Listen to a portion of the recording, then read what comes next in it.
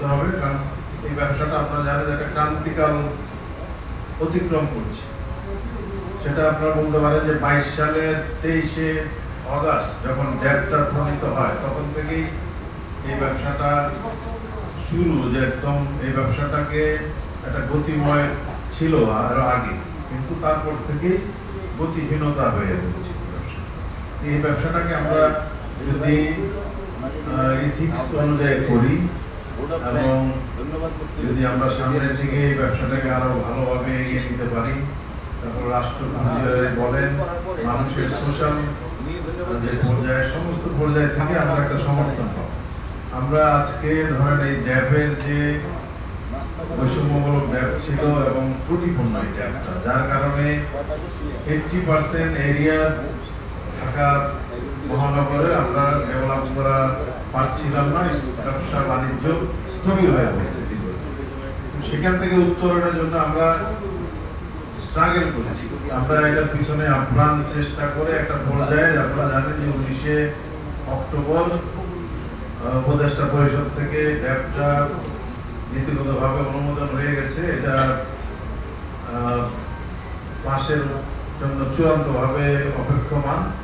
আশা করছি আমরা এই নভেম্বরে এই ড্যাবের বিষয়টা শুরু হয়ে যাবে, কিন্তু তার আগে আপনারা দেখছেন যে আমরা যখন দ্বার প্রান্তে আসি তখনই কোনো না কোনো মহল, বিশেষ করে আমাদের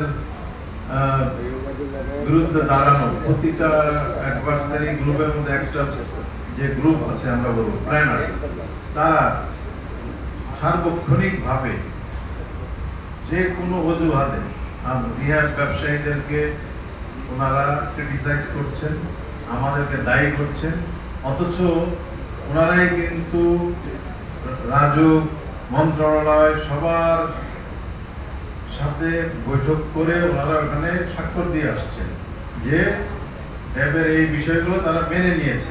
কিন্তু এরপরও তারা বলা যায় যে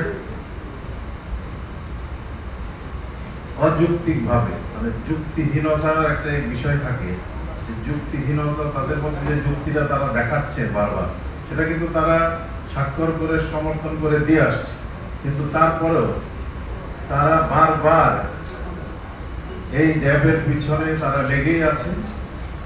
তো আমরা যদি সবাই ঐক্যবদ্ধ থাকি, আমাদের রিহাব মেম্বার সহ সিটির যে ভূমি মালিক আছে সবাই যদি ঐক্যবদ্ধ থাকি, তাহলে এই ড্যাব এর বিরুদ্ধে যারা উচ্চারণ যারা করছে তারা তাদের যে অসৎ উদ্দেশ্য এটা সফল হবে না। আমরা ইনশাআল্লাহ এই ড্যাবের শীঘ্রই একটা বাস্তবায়ন দেখতে পাবো। তখন আমাদের যে ব্যবসায়ী ভাইরা আছেন তারা সুন্দরভাবে আশা করি ব্যবসা করতে পারবেন। আপনারা জানেন যত দিন যাবে আইন কঠিন কঠিন আইন আসবে। আপনি যখন একটা সময় ছিল আপনি অনেক তালা বাড়ি বানাতে পারছেন, এখন তারা দেখছে যে দেশের জনসংখ্যা বৃদ্ধি পাচ্ছে, বিভিন্ন